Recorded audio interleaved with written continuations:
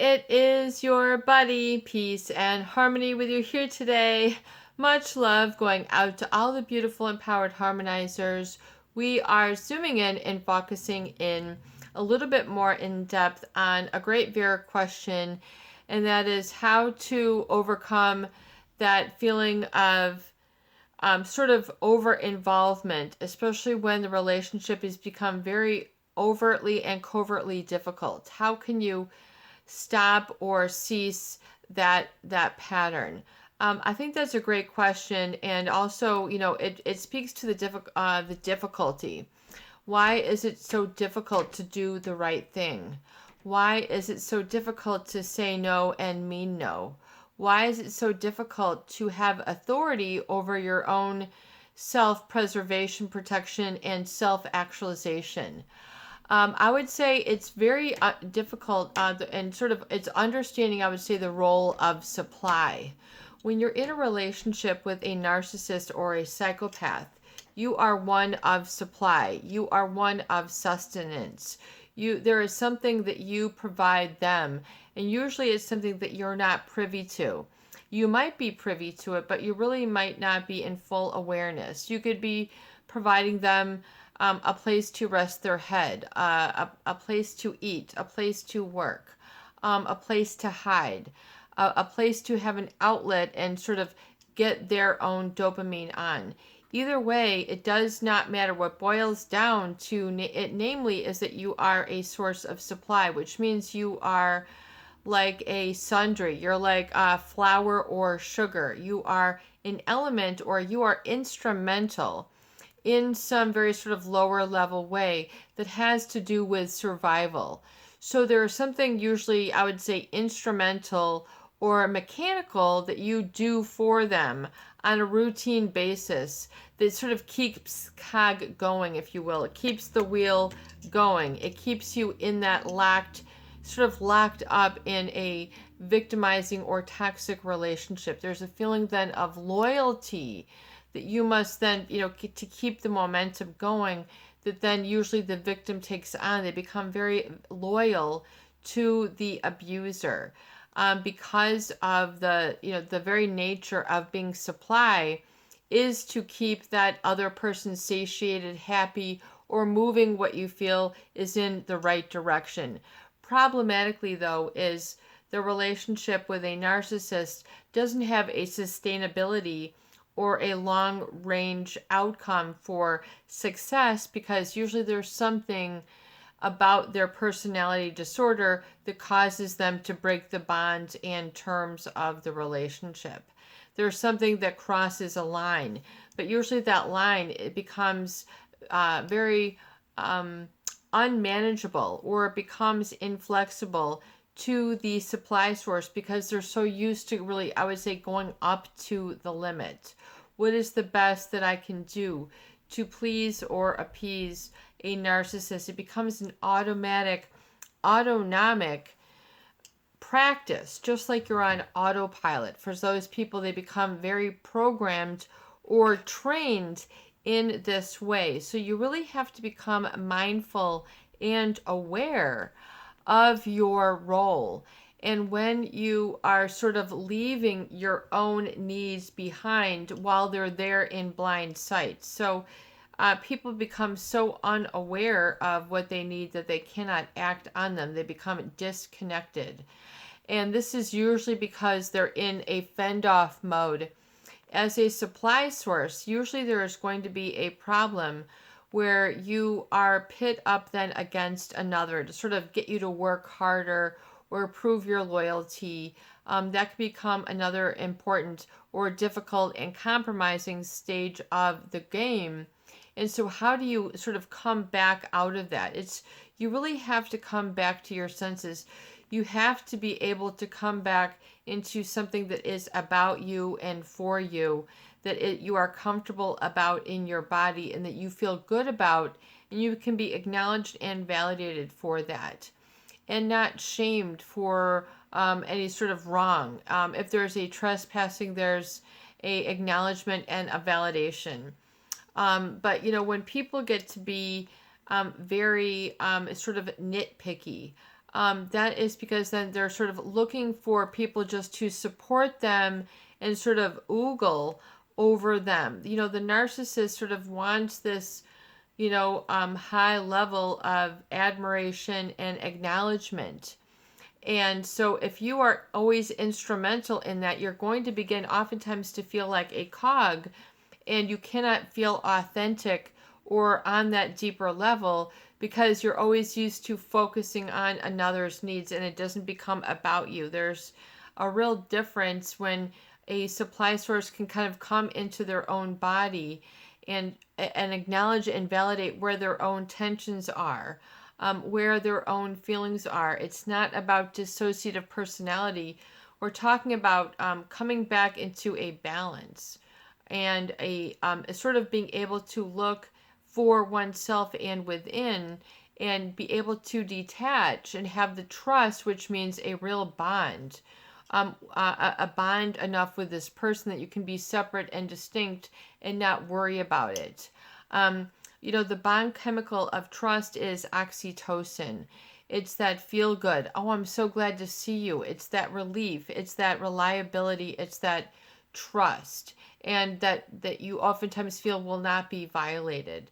And that is what you need to have within yourself. Sort of develop a good feeling within self that then you can share with others, and you can leave and sort of sift out those other topics, those other go-to feelings. You can surrender them and make them no longer part of your Crayola box, if you will, that you no longer sort of bring out those qualities, the nagging. So if the narcissist is nagging that there's something flawed about you, it's really because they want more admiration and filling up their golden cup. In other words, it's what they live for. It's the paramount of importance to them. And so if they're deprived of that, they feel challenged or attacked when they are deprived of this. So they have that insatiable need. So if that is not being satiated, then that's when you start to get the other supply sources and getting these sort of argumentative and combative and very tough and oftentimes very resistive sort of blunting of other people to keep a separation or a delineation. And this can be painful for people who have been loyal to an abuser because they're not used to being self-centered. They're not used to being able to trust self or trust others. They're used to having a sense of being violated and then needing to overcome that again and again. But when you're dealing with people who are either, toxic or narcissistic, they really do not have any sort of feeling. They don't have an abundance of emotion. They don't have that sort of interplay of sentimentality and appreciation for people, places, things, and events and causes. It's really all about them. What they really just see is what they want. And they are cognizant that there are other sentient beings sort of in the way. So, if you've been victimized by that, then you have sort of part of you that maybe has been pierced, that has gotten to a core of you, but there's something even beneath that which is you, where you exist, where your I am is, where they don't, have an ability to get to that level of your I am. That is where only you have the ability. So it is that place where you have to return to, where it's only you. And to have trust and a good positive feeling of being accepted, warm, appreciated, validated, and needed. And to be empowered, especially on what is improving to you and sort of getting your senses and being stimulated again into the positive. Because people, I feel, when they have been into a source of supply with a narcissist, sort of always supporting them, stroking their ego, always basking in how good they are, and being loyal to this mechanism, oftentimes will deprive you and create an exhaustion. This needs to be restored. You need to restore a sense of filling up your own cup, your own golden cup, and looking there and being centered there and being able to detach 100%. For a lot of people, they have a lot of discomfort with being alone, or they take the individuality to the other extreme where they isolate and they sort of become on a plateau. You have to be able to move those blinders off and get out of that, because it'll go down and it will lead to apathy and depression very quickly if you don't and you just succumb and you don't re-stimulate or rehabilitate your senses.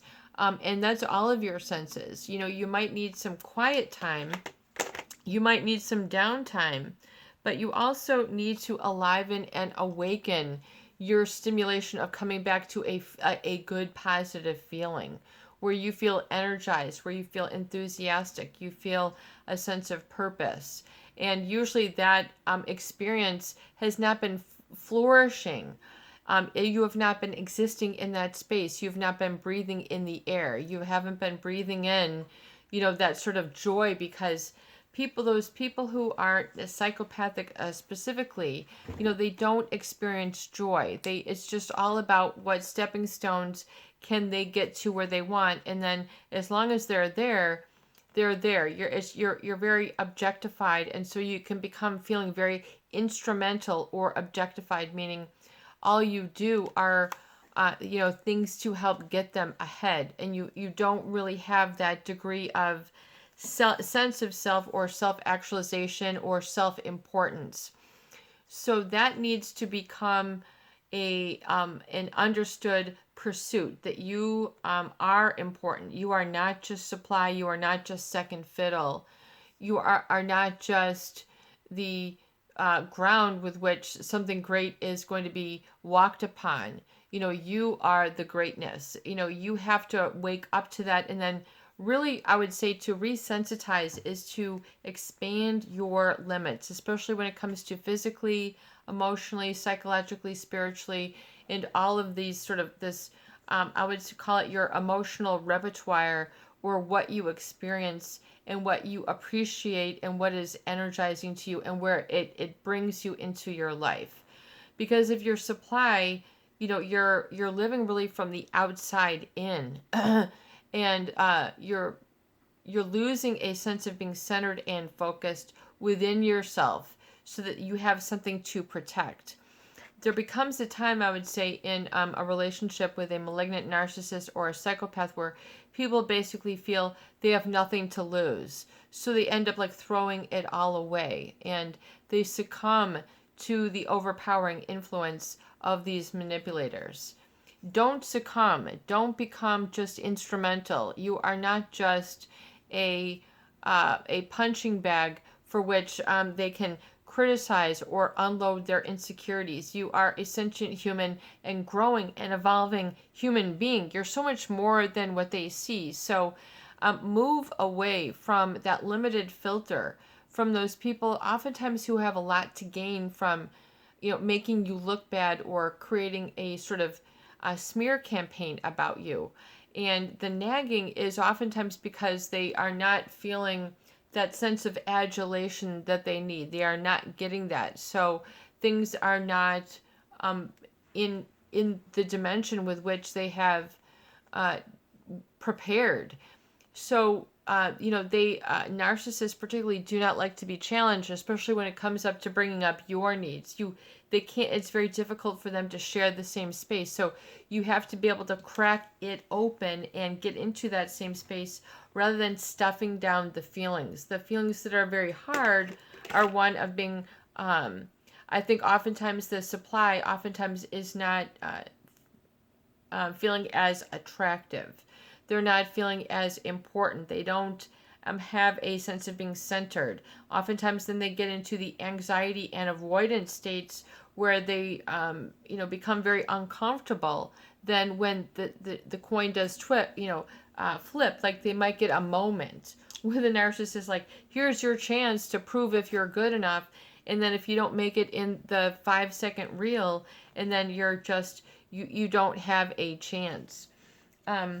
So, realize that, these are oftentimes premeditated when it comes in, and they're very precise the way in which they will use you, almost like a chess game.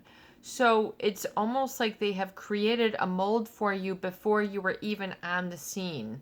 You are not just a lump of clay. If you are sort of naive or you don't have certain things defined by yourself, that it'll be very easy for you to become preyed upon, taken advantage of, and exploited.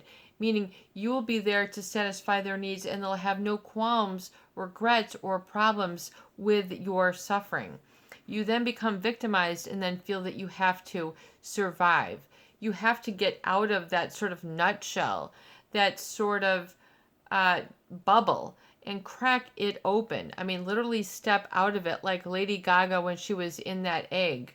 You know, whatever slime or whatever you had experienced, just depart from it and then let it go on its way, and kind of look at it as if it's too small a hole that you could never go back into. It's kind of like you've emotionally grown now. You take up more emotional space. You're more radiant. You're clearer thinking. You're self-supporting. You're self-actualizing.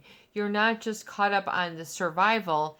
You're caught up on the thrival. You're wanting more. You're doing more. Or you're just enjoying more. You're not just so caught up in these heavy, combative feelings, and you're sort of being tempted to regress and fall back into. So people are oftentimes going to just pull up that weighted blanket and then hold themselves back. And as a result of being a supply, because they're so objectified. Don't do that. You're more than an object. You exist on so many more dimensions.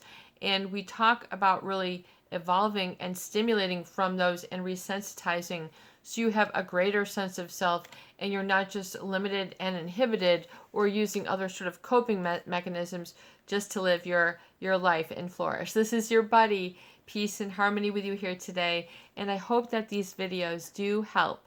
Please share, please subscribe, and for goodness sake, please donate for more great tools, videos, discussion, and support.